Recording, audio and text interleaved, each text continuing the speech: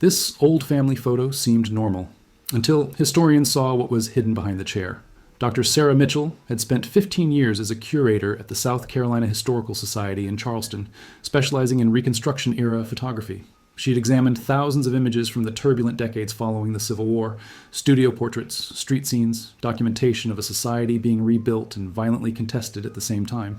But the photograph that arrived at her office in March 2024 would lead her into one of the most disturbing and remarkable stories she'd ever encountered. The donation came from the estate of Robert Thornton, an 89-year-old man who had recently passed away in Charleston. Robert had been a retired schoolteacher and amateur genealogist who had spent decades preserving his family's history. His will specified that his collection of family documents and photographs should be donated to the Historical Society, so that his family's story would be preserved for future generations. The photograph was in excellent condition, protected in an archival sleeve inside a wooden box. It measured approximately 8 by 10 inches and was mounted on cardboard backing with a photographer's stamp. Mitchell Photography, Beaufort, South Carolina, April 1868. Sarah carefully placed the photograph under her examination lamp. The image showed a family portrait taken in what appeared to be the interior of a modest home rather than a photography studio. The setting was simple. Wooden walls, a window with plain curtains, a braided rug on the floor. The family consisted of 5 people, all African American. In the center sat a man who appeared to be in his early 30s, seated in a wooden chair with his hands resting on his knees. His posture was erect, almost military, and he wore a simple but clean suit with a vest. His expression was serious and dignified, staring directly at the camera with unwavering intensity. Standing beside him was a woman of similar age, her hand resting lightly on the back of his chair. She wore a dark dress with a white collar, her hair pulled back neatly. Her expression matched her husband's, serious, proud, but with something else in her eyes. Wariness, perhaps, or determination. 3 children completed the family group. 2 boys, perhaps 8 and 10 years old, stood on either side of their parents, wearing simple shirts and suspenders. A young girl, maybe 5 or 6, stood in front of her mother, wearing a light-colored dress with her hair in braids. It was a standard family portrait from the Reconstruction era, formerly enslaved people documenting their families, asserting their humanity, creating visual records that slavery had denied them for generations. Sarah began her routine examination, noting the photograph's condition, checking for damage or deterioration. The image was remarkably clear, with good contrast and detail throughout. The photographer had positioned the family well, with adequate lighting from the window, providing even illumination. Then something caught her eye. Behind the chair where the father sat, partially obscured by the chair's back and barely visible in the shadows, there was something leaning against the wall. At first glance, it looked like it might be a walking stick or a piece of furniture. But as Sarah leaned closer, adjusting her lamp to illuminate that section of the photograph, she realized it was something else entirely. It was the barrel of a rifle, a long gun, partially hidden but deliberately positioned so that it was just visible in the photograph if you knew where to look. Sarah felt her pulse quicken. This wasn't accidental placement. Someone had deliberately positioned that weapon so it would be captured in the family portrait, hidden enough not to be obvious, but visible enough to be there, documented, present. She reached for her magnifying glass and examined the rifle more carefully.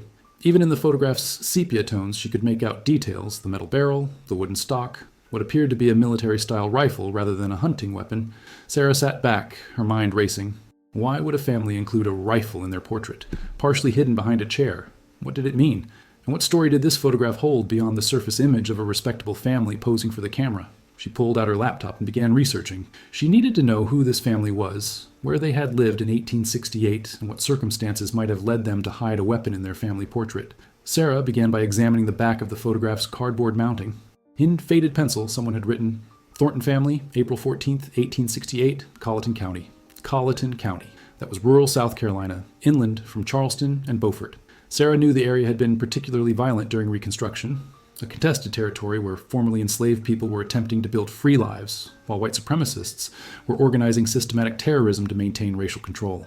She turned to the Historical Society's genealogical databases, searching for the Thornton family in Colleton County in 1868. Within an hour, she found them in multiple records. The 1870 census listed Samuel Thornton, age 32, born in South Carolina, occupation, farmer. His wife was listed as Rachel Thornton, age 30. 3 children, Benjamin, 10, Joseph, 8, and Mary, 6. The family owned 15 acres of land, a significant achievement for formerly enslaved people just 3 years after emancipation. But it was Samuel's military record that made Sarah's breath catch. She found him in the Union Army Service records. Samuel Thornton, enlisted 1863, 21st U.S. Colored Troops. Discharged 1866 with rank of corporal. He had fought for the Union, had been trained in military tactics and weapons, and had returned to South Carolina after the war. Sarah found more information in Freedmen's Bureau records.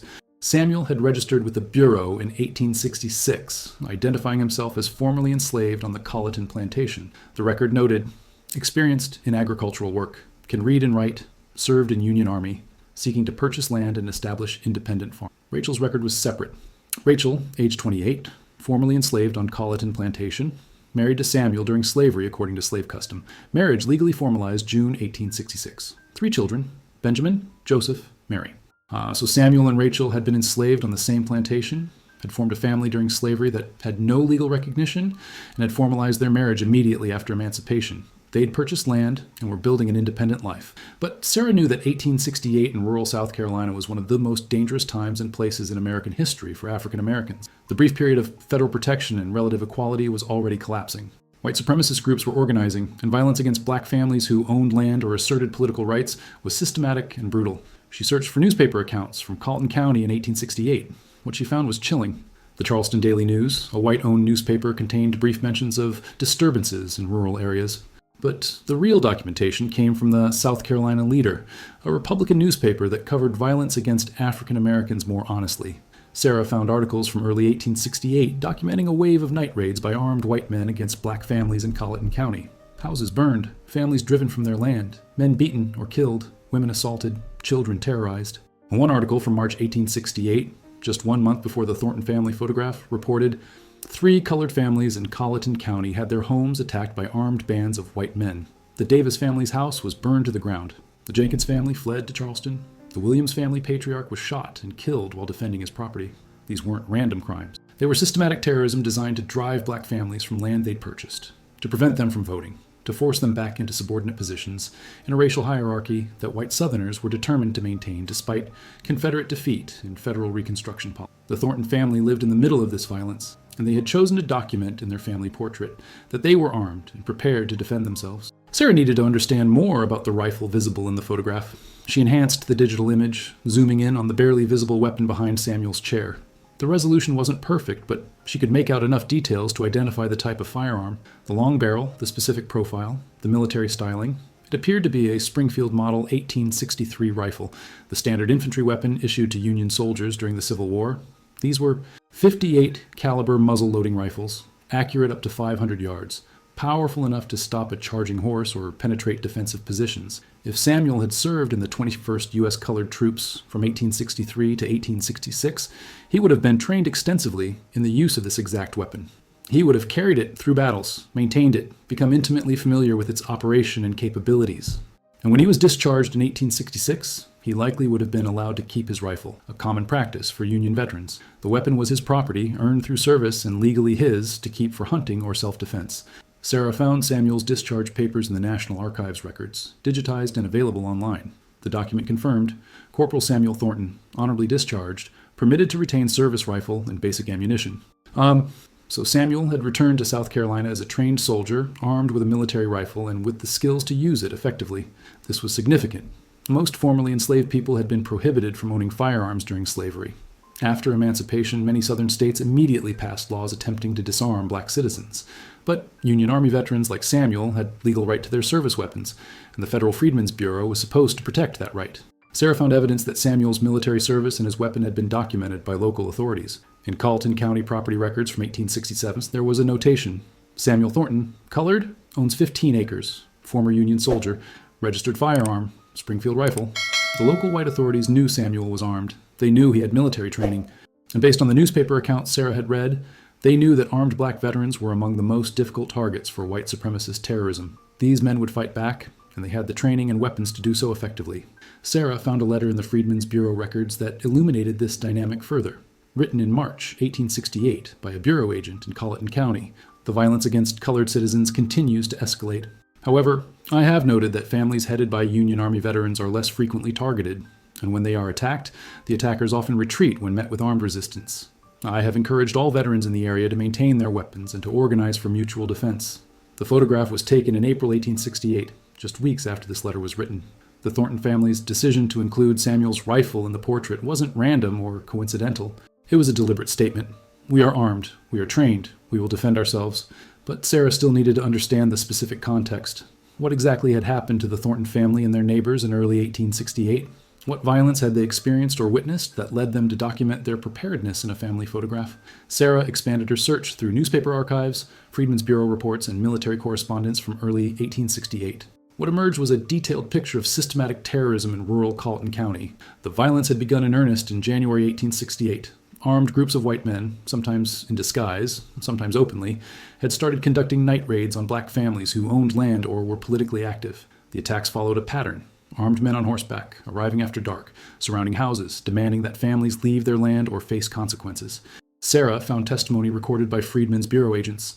One account from February 1868, given by a man named William Davis, whose family had been attacked. They came near midnight, maybe 15 men on horses. They surrounded the house and called for me to come out. When I appeared at the door, they told me I had 1 week to leave the land I had purchased, or they would burn me out. They said no colored man had the right to own land that white men wanted. I asked if they represented the law, and they laughed. One fired his rifle into the air and said, "This is the only law you need to understand?" Another testimony from March 1868. My husband went to vote in the local election. That night, men came to our house. They beat him severely and warned him never to vote again. They said if any colored man in our area went to vote, they would burn every colored family's house. The pattern was clear. Organized violence designed to terrorize black families into abandoning property rights and political participation, and federal authorities were largely unable or unwilling to stop it. The Freedmen's Bureau was understaffed and underfunded. Federal troops were being withdrawn from the South. Local law enforcement was often sympathetic to or actively participating in the terrorism. But Sarah found evidence of resistance. A report from a Freedmen's Bureau agent dated March 28, 1868, just 2 weeks before the Thornton photograph, described an attempted raid that had ended differently. A group of approximately 12 armed men attempted to raid the property of Samuel Thornton, a colored veteran, on the night of March 25th. Thornton and several neighbors, also veterans, had apparently organized a defense. When the raiders approached, they were met with rifle fire. The raiders retreated without achieving their objective. No casualties reported on either side, though several raiders' horses were found wounded the next day. Sarah felt a chill. This was it. The Thornton family had been attacked. Samuel and other veterans had defended themselves successfully, and less than 3 weeks later, they had sat for this family portrait with Samuel's rifle deliberately visible in the photograph. Sarah found more details in a letter Samuel himself had written to the Freedmen's Bureau, preserved in the agency's records. "Sir, I write to report that on the night of March 25th, armed men attempted to attack my family's home. I had been warned by neighbors that such attacks were occurring throughout the county. Several of us who served in the Union Army had agreed to watch for each other and to respond if any family was threatened. When the raiders came, we were prepared. We fired warning shots and the raiders fled. I wish to put on record that we will continue to defend our homes and families by any means necessary. We did not survive slavery and war, only to be murdered in our own homes." The photograph took on new meaning. This wasn't just a family portrait. It was a declaration made just weeks after a violent confrontation. The rifle behind Samuel's chair wasn't hidden out of shame or fear. It was positioned deliberately as a statement. We are armed. We have fought off one attack. We will fight off more if necessary. Sarah needed to understand more about how this photograph came to be taken. Family portraits in 1868 were significant events, especially for African American families. They were expensive, requiring travel to a photographer's studio or paying for a photographer to come to your home. They were statements of achievement and dignity. But this photograph had been taken at the Thornton home, not in a studio. And the deliberate inclusion of the rifle suggested that the photographer had been complicit in, or at least understanding of what the family was documenting. Sarah researched Mitchell Photography, the studio name on the photograph's backing. She found William Mitchell listed in Beaufort business directories from 1867, 1871. Mitchell was white, a transplant from Pennsylvania, who had come to South Carolina after the war, part of the wave of Northerners who came south during Reconstruction. More significantly, Sarah found Mitchell's name in Republican Party records and Freedmen's Bureau correspondence. He had been politically active, supporting Reconstruction policies and African American civil rights. He had testified before a congressional committee about violence against black citizens. He had photographed freedmen's schools and documented conditions in rural areas for northern newspapers. William Mitchell wasn't just taking family portraits for money. He was documenting Reconstruction, and he understood the political and historical significance of what he was capturing. Sarah found a letter Mitchell had written to a newspaper editor in Philadelphia in April 1868, the same month he photographed the Thornton family. "I have been traveling through rural South Carolina, documenting the lives of colored families who are attempting to build free lives. The violence they face is extraordinary and systematic. Armed bands of white supremacists conduct regular raids. The colored veterans of the Union Army are among the few who have been able to successfully defend their families. I have photographed several of these families, and in each case, they have chosen to document their preparedness to defend themselves. These are not aggressive or violent people. They are families who simply refuse to be victimized." Mitchell understood what he was photographing. When the Thornton family asked him to come to their home, when Samuel positioned himself in the chair with his rifle behind him, Mitchell knew exactly what statement was being made. He was creating a visual record of resistance, of self-defense, of the determination of black families to protect what they had built. Sarah found one more document that illuminated the photographer's role, a receipt for the photograph, preserved in the Thornton family papers. The receipt was dated April 14, 1868, and included Mitchell's handwritten note, "Payment received for family portrait. It is my honor to document your family's courage and dignity.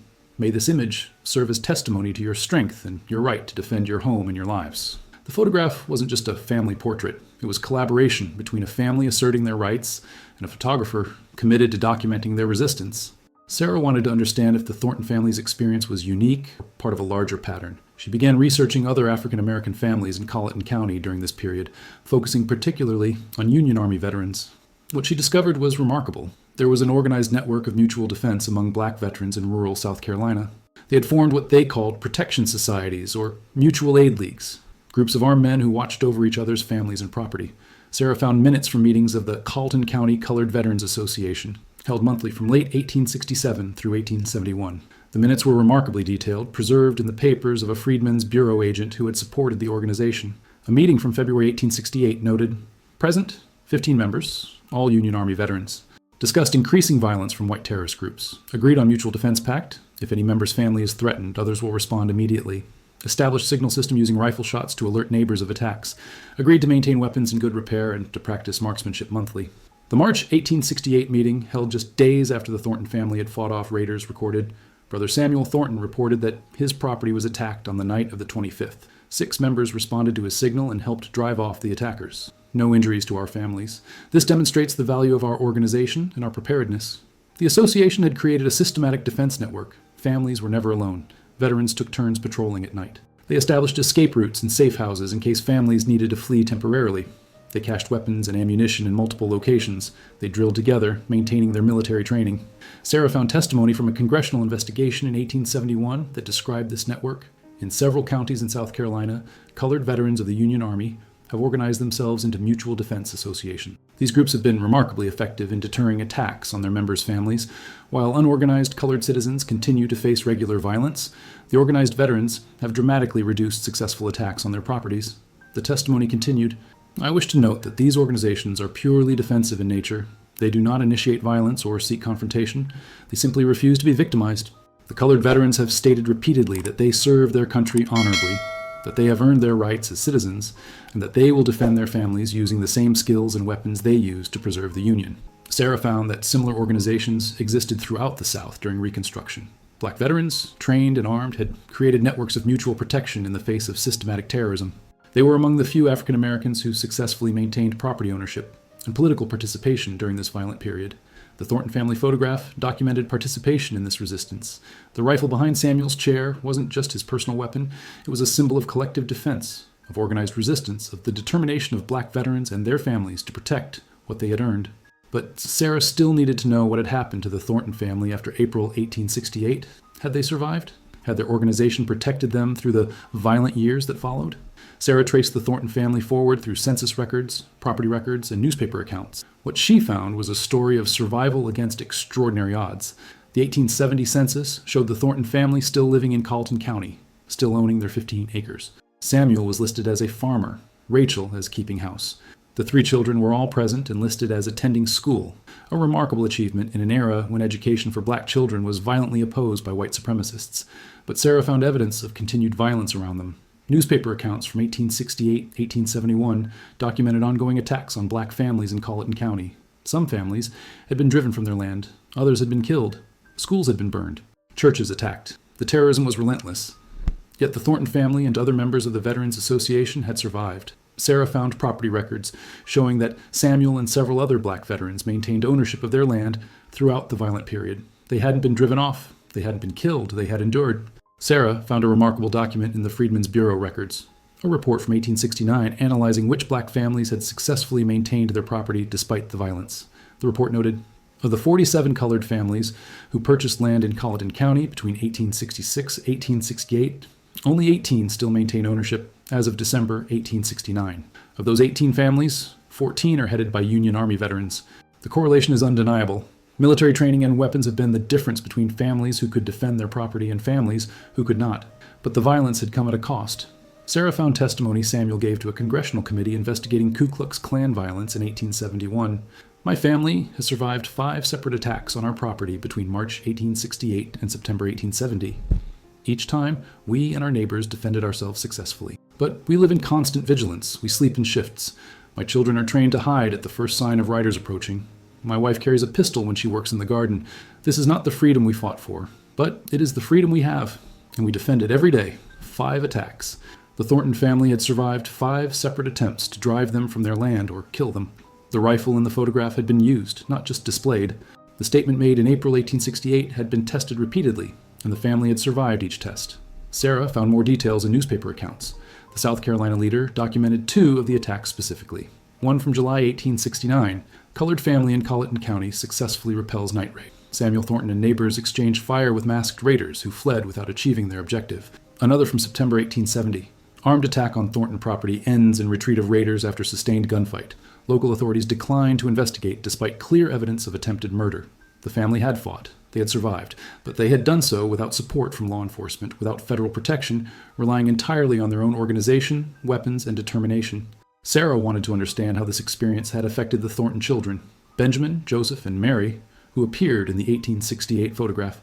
What had it been like to grow up in a home under constant threat, where your father kept a rifle by his chair and neighbors patrolled at night? She found testimony from Benjamin Thornton, given in 1935 when he was 77 years old, as part of a WPA project, interviewing formerly enslaved people and their children. Benjamin's interview had been preserved in the Library of Congress archives. The interviewer had asked Benjamin about his childhood during Reconstruction. His response was detailed and powerful. "I was born into slavery in 1860, but I don't remember much of that. My earliest clear memories are from after the war, when we were free and my father had bought our land. But those years were terrifying. I remember men on horses coming in the night. I remember my father and the other men standing guard with their rifles. I remember my mother teaching us to run to the root cellar if we heard gunshots. I was just a child, but I understood we were in danger," Benjamin continued. "My father kept that rifle always close. It was behind his chair during the day, beside his bed at night. He cleaned it every week like a ritual. He told us that rifle had kept him alive during the war, and now it was keeping our family alive. He said we had the right to defend ourselves, that no man, black or white, should have to live in fear in his own home, but until the violence stopped, we would be ready to fight." The interview revealed more about the family's daily life. We couldn't just be farmers like other people. We had to be farmers and soldiers at the same time. My father and the other veterans had organized schedules for watching at night. Different men took different nights. If one family was attacked, the others would come running. I remember several times hearing the signal shots and watching my father grab his rifle and run out into the darkness. Sometimes I wouldn't see him again until morning.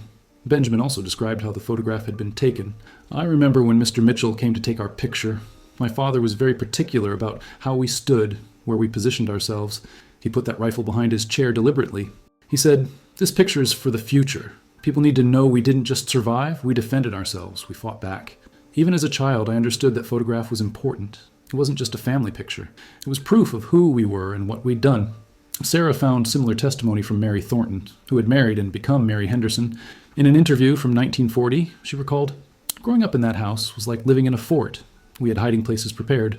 We knew escape routes. My mother taught me to load and fire a pistol when I was 10 years old. She said, 'I pray you never need this skill, but if you do need it, you will be prepared.' That was how we lived, always prepared, always vigilant. The children had grown up in a state of siege, but they had survived and eventually thrived. Both Benjamin and Joseph became educators. Mary became a nurse. All 3 remained in South Carolina, maintained connections to their community, and passed down their family's story to their own children. Sarah was curious about what had happened to Samuel's rifle, the weapon visible in the photograph, used to defend his family through 5 separate attacks. She searched through the Thornton family papers that had been donated along with the photograph. She found a letter written by Samuel in 1898 to his eldest son Benjamin, who was then 40 years old and living in Charleston. "Son, I'm getting old now, and my hands are not steady as they once were. I'm sending you the rifle I carried during the war and kept by my side all these years since. This weapon saved my life in battle and saved our family's life many times after the war. I want you to keep it, preserve it, and pass it down to your children. Let them know what it represents, not violence, but the right and the willingness to defend what is yours." The letter continued, "I never wanted to be a man who lived by the gun. I wanted to be a farmer, to raise my family in peace, to build something good. But we were not allowed that peace. The weapon became necessary. I do not regret keeping it or using it. Every time I defended our home, I was defending not just my family, but our right to exist as free people with dignity. The rifle is part of our family's history, and I want it remembered not as a symbol of war, but as a symbol of survival and resistance. Benjamin had kept the rifle, and Sarah found references to it in family records through the decades. Benjamin's son had inherited it, then his grandson. The weapon had been preserved, passed down through 5 generations of the Thornton family. Sarah contacted Robert Thornton's surviving relatives to ask about the rifle. They confirmed it still existed, carefully preserved and maintained, kept in the family as the letter had requested. The rifle was now stored in a climate-controlled case in the home of Robert's niece, Angela Thornton Williams, who lived in Charleston. Angela agreed to bring the weapon to the Historical Society so Sarah could examine it and photograph it alongside the family portrait. When Angela arrived with the rifle, Sarah felt a profound sense of historical connection. The weapon was a Springfield model 1863, exactly as she had identified from the photograph. The serial number matched Samuel Thornton's military records. This was the actual rifle visible in the photograph, used to defend the family, preserved for 156 years. The rifle showed its age and use. The metal was worn in places where hands had gripped it thousands of times. The stock had scratches and dents, but it had been meticulously maintained, cleaned, oiled, preserved. Angela shared what her family had always known about the rifle. We were taught that this weapon saved our family, that without it, we wouldn't exist. Samuel fought off attackers with this rifle. He kept his family safe, and he wanted us to remember that he had to do that freedom wasn't just given, it had to be defended. She paused, then added, "My great-great-grandfather didn't want to be remembered as a warrior. He wanted to be remembered as a farmer and a father. But the circumstances forced him to be both. This rifle is evidence of what black families faced during Reconstruction, and evidence that some of us survived because we refused to be victims." 6 months after Sarah first examined the Thornton family photograph, the South Carolina Historical Society opened its new exhibition, Armed Resistance, Black Veterans and Family Defense During Reconstruction. The exhibition opened on April 14, 2024, exactly 156 years after the photograph was taken.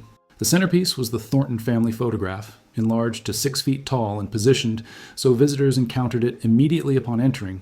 Beside it, in a secure display case, was Samuel's rifle, the actual weapon visible in the photograph, the instrument of survival that had defended the family through 5 attacks. Text panels explained what visitors were seeing. This photograph, taken April 14, 1868, shows the Thornton family of Colleton County, South Carolina. The rifle partially visible behind Samuel Thornton's chair is not an accident. It was deliberately positioned as a statement of the family's preparedness to defend themselves against white supremacist terrorism. Samuel was a Union Army veteran who, along with other black veterans, organized mutual defense networks that allowed some families to survive the violence of Reconstruction. The exhibition included extensive documentation, newspaper accounts of attacks, Freedmen's Bureau reports, minutes from Veterans Association meetings, congressional testimony, letters from the Thornton family, interviews with their descendants. One section focused specifically on the 5 documented attacks the Thornton family survived between 1868 and 1870, mapping them chronologically and explaining how the Veterans Defense Network had functioned. Another section contextualized this within the larger history of black self-defense during Reconstruction, showing that armed resistance was widespread and often successful, challenging narratives that portrayed African Americans as passive victims during this period. On opening day, Sarah stood near the entrance watching visitors' reactions. Many people were visibly moved, some to tears. They would look at the family portrait, seeing what appeared to be a simple, dignified family, then notice the rifle, then read about the attacks, then understand what the photograph truly represented. An elderly black man spent nearly an hour studying the exhibition. Finally, he approached Sarah. "My grandfather told me stories about this," he said quietly. He said his father had been a Union soldier who came back to South Carolina and had to fight to keep his land. "I always thought it was family mythology, maybe exaggerated, but this is documented. This is real. These families really did defend themselves." He looked at the rifle in its case. That weapon saved lives. It protected a family who had every right to live in peace but weren't allowed to. I'm glad it's here. I'm glad people can see it and understand what survival meant during that time. A group of high school students came through with their teacher. One student, a young black girl, stared at the photograph for a long time. "They look so calm," she said, "but they were living under constant threat. How did they do that? How did they just keep living normal lives while having to be ready to fight at any moment?" Her teacher responded thoughtfully, "That's what resistance looks like sometimes. Not dramatic rebellion, but simply refusing to leave, refusing to give up, defending your right to exist. The Thornton family didn't want to fight. They wanted to farm and raise their children. But when they were forced to fight, they fought, and they survived." The exhibition became one of the Historical Society's most visited displays. Media coverage spread the story nationally. Historians began researching armed self-defense during Reconstruction more systematically, finding evidence of similar networks across the South. 3 months after the exhibition opened, Angela Thornton Williams contacted Sarah with news. The family had decided to donate Samuel's rifle to the Historical Society permanently. "It belongs with the photograph," Angela said. "Together they tell the complete story, and that story needs to be preserved and shared." The rifle joined the permanent collection, displayed alongside the family portrait. Together, they documented a truth about Reconstruction that had been largely forgotten or deliberately obscured. African American families, particularly those headed by Union Army veterans, had organized armed resistance to white supremacist terrorism. They had fought back, and some, like the Thornton family, had survived. Sarah often thought about Samuel Thornton, a man who had been enslaved, who had fought for the Union, who had returned home determined to build a free life, and who had been forced to become a soldier again to defend that life. He hadn't wanted to be remembered for violence, but he had understood that documenting his family's preparedness to defend themselves was important. That photograph, taken 156 years ago with a rifle deliberately positioned behind his chair, had served its purpose. It had survived. It had told its story, and now, generations later, it was teaching people about resistance, about survival, about the extraordinary courage required simply to claim freedom and defend it when others were determined to destroy it. Samuel and Rachel Thornton, their children standing beside them, stared out from the photograph with dignity and determination. Behind Samuel's chair, partially hidden but deliberately visible, the rifle stood as testament to their survival and their refusal to be victims. They had lived, they had defended, they had won, and their photograph ensured that their story, and the stories of countless other families like them, would never be forgotten.